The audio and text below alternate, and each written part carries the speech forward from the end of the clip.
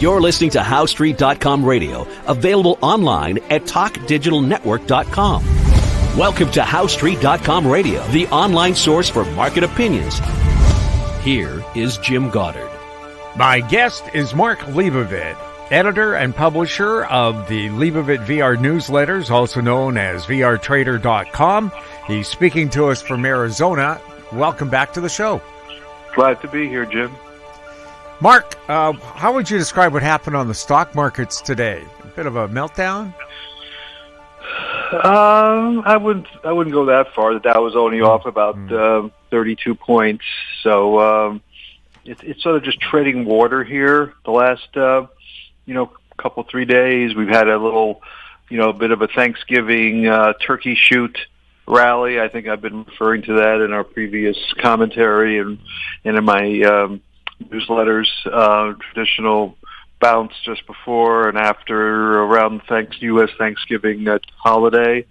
And everybody is sort of holding their breath now, which they really shouldn't to too great of a degree. The Fed meeting coming up on December 9th, where the expectation, according to the CME Futures Watch tool, which you can pull up on the Internet, I think is showing like an 89% probability that the Fed will cut, at least 0.25%. And, there are more significant things going on, and I'll talk about that here. So anyway, the bond market, the U.S.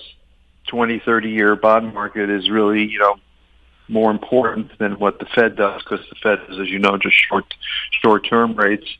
And the bond market's been weak. It was weak today and net weak over the last 3 or 4 days. Hopefully it turns. If it does because of the Fed meeting, or it does regardless of that, that would help provide a greater, more positive scenario for interest rates. But the big story, which we talked about last week, which is still I'm monitoring very carefully, is the note rate, the T-note rate, I guess you call it, in Japan, which is approaching the 2% level. And we had a little bit of a rally there. And if you recall the history, I don't know if many of our listeners are familiar with that at all, but basically Japanese interest rates for years and years, were flirting with the 0% level. So really what happened, and for many years, what occurred was known as the carry trade. And this is not something really discussed too often. It's pretty sophisticated, but, the bottom line is you could borrow money, if you're positioned to do so, at 0% or near 0% interest in Japan. Take that money over here to the other markets, let's say primarily the U.S., and you get yourself 3, 4, 5% interest, and work off that spread, which is a guaranteed return with no risk. So, at the Japanese 10-year, it's actually the 10-year yield is moving up now. Japan has experienced inflation and has been trying to catch up, I guess, to a certain degree, or forced to catch up. The 10-year rate's approaching the 2% level, and that is causing a slow unwinding of the carry trade. And again, we talked about this last week. And that means there's increased risk for the world equity and investment markets, because Japan's a big player, and when rates start going up there, it could put pressure elsewhere here in the U.S., Europe, the whole planet. So we'll see how far this goes, but it could be a black swan event if it really gets carried away. If suddenly the Japanese government gets in there and does something to change that, pumping money into the system, or doing the Federal Reserve type stuff to reduce rates. They can try to force it down, I suppose, and all kinds of mechanisms involved there, just like they have here. That could change that scenario. But if you look at the chart, it's a little worrisome, particularly with this carry trade. So we're talking trillions of dollars that are invested through the carry trade in equity markets, risk-free investments like the Treasury bills and bonds and so forth. So we'll see how this all plays out. And, that really is sort of the big story I'm monitoring here. The stock market, you notice when the carry trade situation gets worse and the rate upticks in Japan, we start getting a little bit of a sell-off in the U.S. markets. Not, again, much discussed and talked about. And then when it settles down a little bit, a rally starts again here. So, maybe we're just going to get government intervention to prevent anything from happening. But it is a risk factor, particularly, when we look at what's going on in the investment world here. We got, many believe, including myself, that, the AI situation is way out of control. That I don't know, the best way to describe it is the AI boom is demonstrating all the classic bubble signs which could pop in 2026.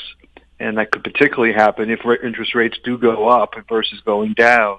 And, if they go up, it's, part and parcel to this yen carry trade situation or maybe some other variable. So, a lot of things hanging in balance here. And, but, short term, the other expectation, of course, is the Santa Claus rally, which is due theoretically, and may already be experiencing it here. It doesn't mean we have to go straight up, or maybe we don't go down as much as we would go down.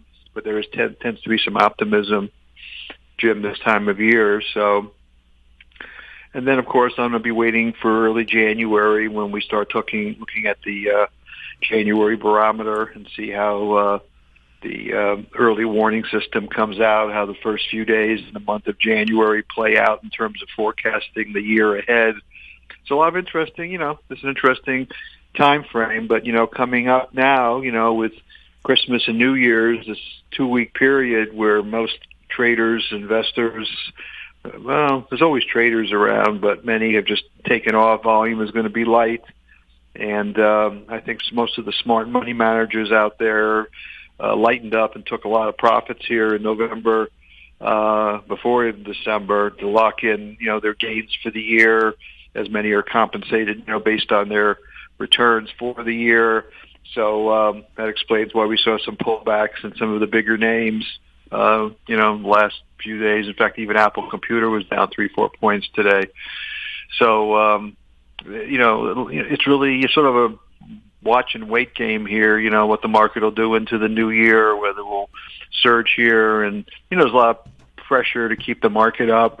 I hate to use the word manipulation out there, but unfortunately we do have that in the markets. We had a very classic story of that, in fact, just happened yesterday with the some information coming out from Microsoft. So there was a story that came out early in the morning on the December 3rd, and basically it published a report saying that Microsoft had lowered sales targets for one of its AI products. And of course, this is a big story for Microsoft and the market. So the market has a sharp sell-off, and then it rebounded real quickly afterwards, as apparently they came out and the spokesman said, oh, no, it was an inaccurate statement, and so forth and so on, and the stock bounces back. So you're just wondering whether, they came out with a factual story, but the White House called them and said, hey, get your act together. We can't have this happen or something like that. And then they come out and change their story or reverse the story. So it's sort of a disinformation situation here. And, I've seen this so many times in all the decades, where news is used to manipulate stock prices in both directions. So maybe the short sellers were short the stock, and they got the story published so they can make some money on the short side. And then when the story was reversed, they knew it was going to be reversed, they covered and whatever. So I saw this as a floor trader many times when I was on the floor decades ago, where insiders know the information before it happens. You see it in the pits, and big brokers for firms buying options on stocks, and 2 days later their firms coming out with research reports, boosting the price of it after they already got in 2 days earlier. So I saw this, so that's just the nature of the game. Human greed is human greed, and you're going to see it everywhere. But I thought this Microsoft story on the 3rd was really an interesting story of bad news and the sudden retraction of that and denial of it. And there was a big swing in the market because of that. So it was just, if you're in the markets watching this type of stuff, you sort of laugh and say, oh, here it is again. They're playing with stuff. But so in addition to Santa Claus rally. We have Hanukkah coming up. It actually starts December 14th for a week till December 22nd, so it actually ends before Christmas. I think last year it overlapped Christmas, so that's a 1 week period, that also involves a lot of participation in the Jewish community, and myself included. So that's also a big positive seasonal event. So this is a good time, if you're trading day to day. We look at stuff. There's always stuff happening. One of the hottest markets in the last couple of days, actually going on for about a week or so, has been natural gas, which we talked about in our previous interview. It actually made a little new recovery high today. Looking a little overbought here after a nice move, but the weather seems to be cold, and that seems to be, bringing some buying into the natural gas market, and also the theory that it might be a good alternative energy source until the nuclear operations get underway. So, in fact, one of the big manufacturers for some of the natural gas generators is a company of which I referred to on these reports before, GE Vernova, ticker symbol GEV, one of the spin-offs from General Electric, which not only makes nuclear equipment but also makes the natural gas there. That stock was actually did well today. I think I'm checking the price now. Last I saw, I think it was up about 20 or 30 points today in a sloppy market. Yeah, it was up 27 points today. Big high in that stock is about 660, and it's around $630. So I'm not recommending it here. I think it's a little too expensive, but it's definitely in the energy generation category. So if it dropped 150 or 200 points, then I'd probably be more interested in it than here as a trader. But that's another sort of summary of what's going on. And sort of anticipating your question, I'm sure you're going to ask. We're seeing a little uptick here in crude oil, which is starting to break out a little bit on the very short-term charts. I'm not necessarily looking for a huge move, but if you recall, we were short crude oil, and we covered in the last 10 days or so, and just got out of the short side because it looked like we might getting a little bounce. And I can't give you the fundamental reason for it. I really don't know what would cause it at the moment, but the charts are saying, hey, we might see a little bit more of a rally in crude oil. Maybe it's just in sympathy with what's going on with natural gas. In any event, that's sort of interesting that's been popping up. So I gave you a quick initial summary, Jim. The Ukrainians hit 2 empty Russian oil tankers with drones last week. Is that you think that's what drove it up? Well, it would make the insurers of Russian tankers rather nervous, I would think. Okay. I wonder who insures them. Well, Lloyd's of London, perhaps. Huh? They will insure anything if you're willing to pay the premium. But anyway, we are getting a little uptick in that market. At the same time, we're getting a little pullback. Nothing major in the gold and silver market a little bit. So at some point, you're looking for a little bit of a retracement there. So silver did better than gold when going to a new high, up around $58 an ounce or so, and it did that without gold going above that 4,500 level. So a little bit of a divergence there looking at those markets. So, there's risk. I mean, everything runs up, pulls off. Gold, looks terrific. Could be $10,000-$20,000 an ounce in the next few years or sooner. Who knows? With the Trump administration and the talk about a new Fed chairman and perhaps tying Treasury bonds to gold to reinforce the debt in our country, saying, it's going to be backed by gold, and then they would have to reprice gold at some high level to do that. And this is all speculation on my part and stuff that I've been reading and so forth. But, longer term, you have to remain positive. But, gold certainly getting up to 4,400 doesn't preclude it dropping back to 3,500, let's say, on a correction, and then going up again later. And silver, it outperformed gold, got to $58, $9, and charts say, well, yeah, that's great, but in a correction, it can get down into the mid 40s or low 40s, and then go up again afterwards. So you have to decide what your time frame is. But the charts look a little toppy here on a trading basis, but I'm not selling. I'm just going to stay in there because of the political connection here. I think what's happening, what will happen likely in the next several months or year in the metals, and the concern about what's going on in the economy and our debt, which is astronomical, and how that's all going to be dealt with. So, we've been talking about this for the longest time. I mean, a couple of decades or more, about why gold should be the play to hedge against our great debt and government spending, and just wouldn't go anywhere. It finally kicked in here right after Trump became president. So there's probably some political tie-in here with the repricing of gold. And, like I say, there's even talk about tying it to the crypto market.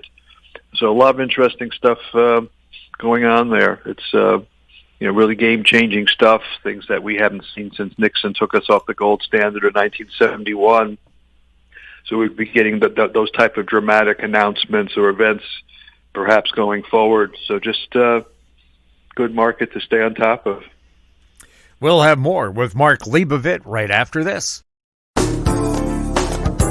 Don't miss out. Stay informed. Receive the HowStreet.com weekly recap with thought-provoking podcasts, radio, and articles delivered to your inbox. Sign up for the HowStreet.com weekly recap on our homepage at HowStreet.com. Welcome back. We're speaking with Mark Leibovit. Mark, what's happening with Bitcoin? Well, very interesting. People tend to get super bullish when things are real high, and they get super bearish when things, have super sharp corrections. And what we saw in Bitcoin could have been one hell of a buying opportunity. So far, it appears it might be the case. We'll just have to watch it. I mean, you had a drop in Bitcoin, just talking about that one on crypto, because there's so many that we can talk about. But, 126,000. I think it topped out in August, gets down to 8,000 in the last week or so. I mean, that's a nice correction. And everybody was pretty scared and panicked about it. And, I think I had talked about maybe the risk of 75,000 or so. And it got to 80, which was pretty close. I mean, that could have been a big, big bottom. And we could be 150,000 in 3, 4, 5 months. And people say, gee, how come we didn't buy it at 80 when it got there? And in fact, I know some traders said they were trying to buy it when it got down there, and they couldn't even get filled. And some got in the mid-80s because the market was moving so fast, and it was tough to get an execution, or it just was, crazy market. So, it's rallied back into the low 90s, and we'll just have to wait and see. The charts say, got oversold there. We had a bounce.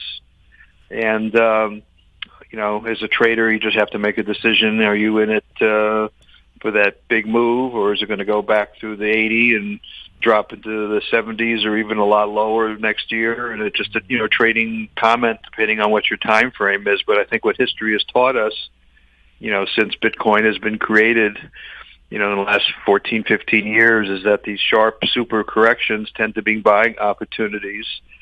And it's frustrating to an investor, who gets in at any number and watch it go up that high and then see that much of a correction. But we've seen this in individual stocks all the time. You can name any big name stock or company. You can talk about Boeing or United Healthcare or any big U.S. companies that had huge corrections, sometimes 50% corrections and more, and then they ultimately come back.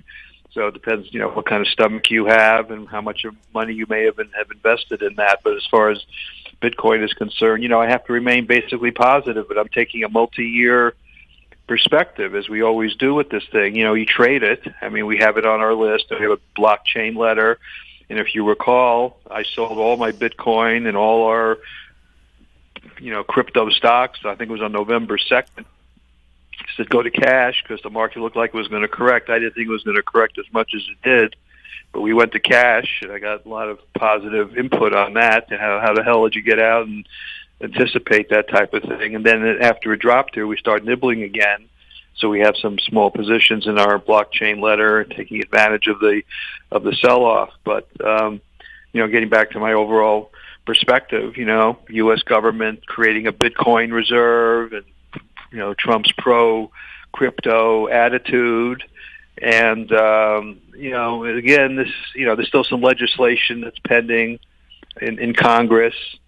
And I have referred to that in the blockchain letter, which ones that are still sort of pending. I think after January 1st, there's some further legislation that has to go through and may take a little bit longer for that. So, and I think we talked about this months ago that some of this legislation could carry into 2026. But, I think the perspective you have to take is that between now and 2030, taking like a 3-4 year perspective, a lot is going to be happening in the crypto market, whether it's Bitcoin and or others. Some are predicting, Ethereum, for example, ETH, which is around $2,600. I have to check the price this afternoon for you. But, some are saying it could be up 10 times in value in the next, 3, 4, 5 years.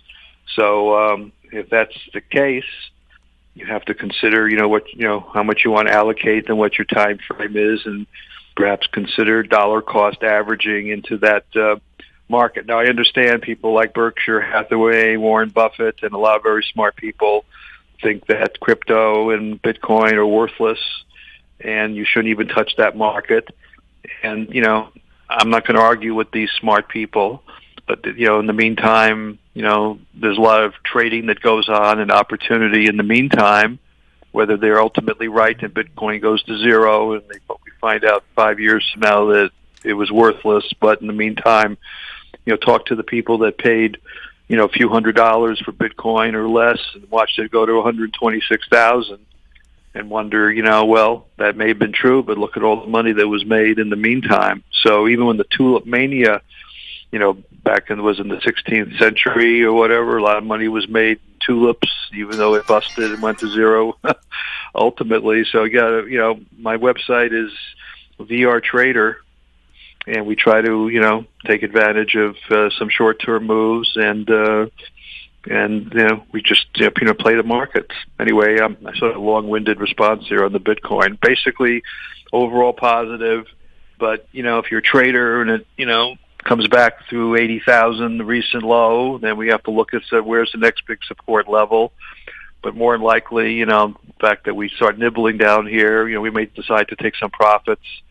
And since it's bounced a little bit, and, reevaluate the market coming to the new year. So let's see what happens. Some say that we're in what I guess you would call, quote unquote, a crypto winter right now, which is a nice way of saying we're in a corrective phase in the crypto market. And this may be part and parcel to the pending legislation that I referred to. This still has to go through Congress and profit takers into the end of the year, which I mentioned, many institutions, money managers, and others may have had just big profits in Bitcoin and in crypto and said, gee, let's start taking profits. So some selling came in, and that begat more selling, and then it sort of, got out of hand, and we had this big sell-off. But, just taking profits could have been part and parcel to the correction. After all, we did have a big move.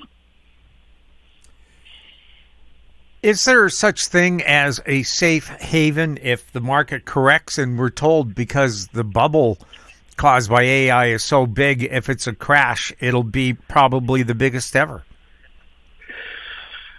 You say cash is your ultimately safe haven. Gold, secondly, I suppose. And also, some people don't even agree with me, but U.S. Treasuries, for the time being, at some point, we could default on our debt here in the U.S. There's been 5 or 6, I think it's 5 defaults already. People say we never defaulted on the debt here in the U.S. I actually have an article which shows several defaults that have already occurred on the U.S. debt. And I think the 6th one could be the big one if that's the one people are worried about. If that happens, and of course, being in U.S. Treasuries or Treasury bonds would not be the safest place to be. But for the time being, that is. So, cash, Treasury bills, precious metals, physical assets like real estate. I'm not saying real estate can't drop in value, but, it's not going to go to zero. So you have to place money somewhere. So, having cash in the mattress, what's the value of the cash? Is it depreciating or appreciating? And that, of course, is the big risk. And I guess the big answer is, metals. But, look at gold. I mean, I've been trading it since the 1980s. I mean, I'm buying it at $500, $400, $300. I'm waiting 20 years, 30 years for it to finally make the move that it finally made. A lifetime, pretty much. The same story existed back then. Going back, in the 1970s, when we had the big economic collapse and the big inflation and the oil embargo and Nixon's taking us off the gold standard. I think 1974. I mean, I think the Dow got down to 600. I mean, it used to be only 1,000 at the time, and it went down there, but they thought that was the end of the world. So we rallied from 680 in the Dow in 1974 up to 49,000 in the last couple of weeks. I mean, but you're talking, 50-year time frame here of things that have happened and didn't happen. So, it just depends what your time frame is. So, you can always be scared. There's an article I actually put in my newsletter, all the bad events that have occurred in the last 50 years that drove the market down, but ultimately it came back. So if you take a long-term view, if you do nothing, I want to say like dumb money, just holding the S&P all these years. I think the S&P when I was back in Chicago, it was as low as 100, and now look at it now at 6,900, 6,800. I mean, this is in a period from the 1970s to the present. I mean, of course, that's a lifetime or maybe a couple of generations. I don't know how you want to count generations, but it seems like no matter how bad things get, we seem to always come out of it. You just have to deal with the bad shakeouts along the way. But even look at the COVID crash we had only 5 years ago. I mean, the Dow was 29,000. It got down to 18,000, and now it's 49,000 5 years later. Do you want to run for the hills, or do you want to stay invested? And I guess, I'm not an investment advisor now, but, you want to be diversified and, keep, look at Warren Buffett. I mean, he's raised more cash than he's ever had. He's got a war chest there. He keeps selling. In fact, I have his article in my newsletter just about every day, just reminding everybody about what, Warren Buffett has been doing, and he's building a giant cash reserve up because obviously he's anticipating a shakeout, and that would be an opportunity for him to jump in and steal a lot of stocks at very cheap prices. So he's anticipating something and has for about a year or so now. So I think that's as probably good a model as we could all expect, Jim. If Warren Buffett is raising cash and he's probably the best living money manager on the planet, what does that say about what we should be doing? We shouldn't be getting overly invested here.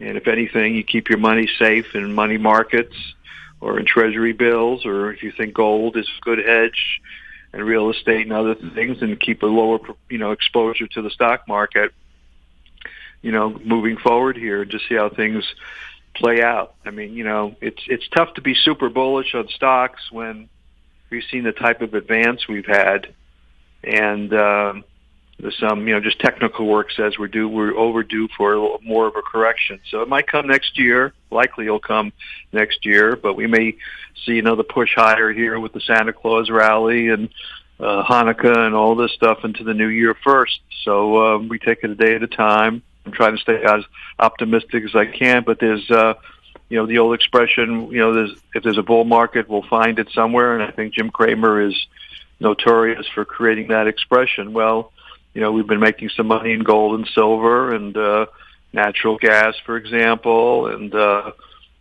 we know there's always a place, where markets are moving and there's opportunity. So, and if you're really a bear, you can buy inverse ETFs and play the market for the downside. So if we really get a clear sell signal in the market, we'll be in will be short the S&P and the Dow and the TSX and just use the inverse ETFs to capitalize on the sell-off. I should have done that with the Bitcoin and the crypto. There are a couple inverse ETFs, not too many around. I think there's an inverse ETF for Bitcoin, and we didn't jump on that. We just went to cash.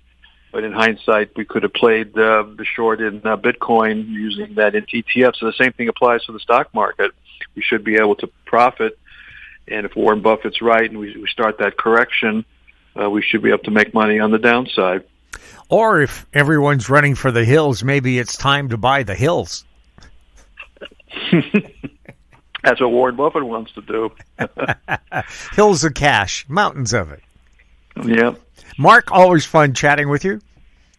Talk to you next week. Thank you so much. My guest has been Mark Leibovit, editor and publisher of the Leibovit VR newsletters, also known as vrtrader.com. He was speaking to us from Arizona.